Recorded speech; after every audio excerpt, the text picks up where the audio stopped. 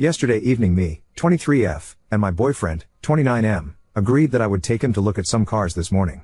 He lost his previous car in a crash, not his fault, and because he's not a covered driver on my insurance, I've been driving us everywhere since the accident. This morning I woke up around 8. I asked him what time are we supposed to go and see the cars, and he didn't know because the sellers hadn't responded to him yet. Since he wasn't sure, I said okay, I'm going to go back to sleep, and did. I fully expected him to just wake me up when it was time to go.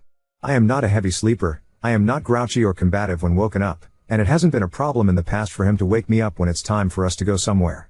I didn't expect that he would need to be specifically instructed to wake me up when it was time to go. But instead I ended up waking up on my own at noon without him ever entering the bedroom at all. I came out kind of groggy from oversleeping and asked him if the people selling the cars never got back to him. He snapped at me they did.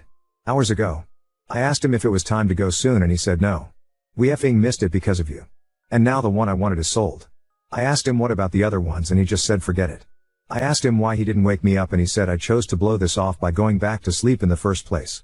He ignored me when I tried to suggest a few methods of how this could be resolved, like tell me which car it was and I'll look for similar ones nearby, until he snapped and just screamed at me that I'm selfish and I ruin everything and I can't ever be relied on for anything.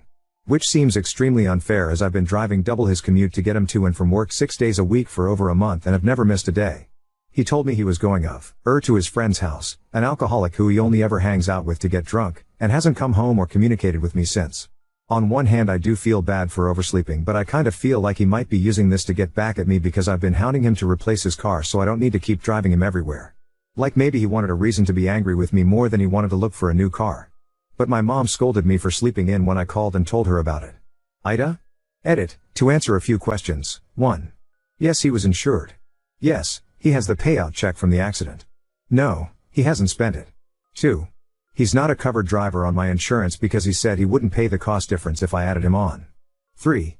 No, he doesn't reimburse me for gas. 4. His friend's apartment is in walking distance, he wouldn't have needed a ride there. 5.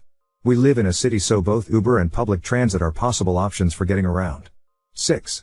I do not know which type of car he wanted, its actual sales status, or whether he actually did his due diligence in trying to set up a time to go see it.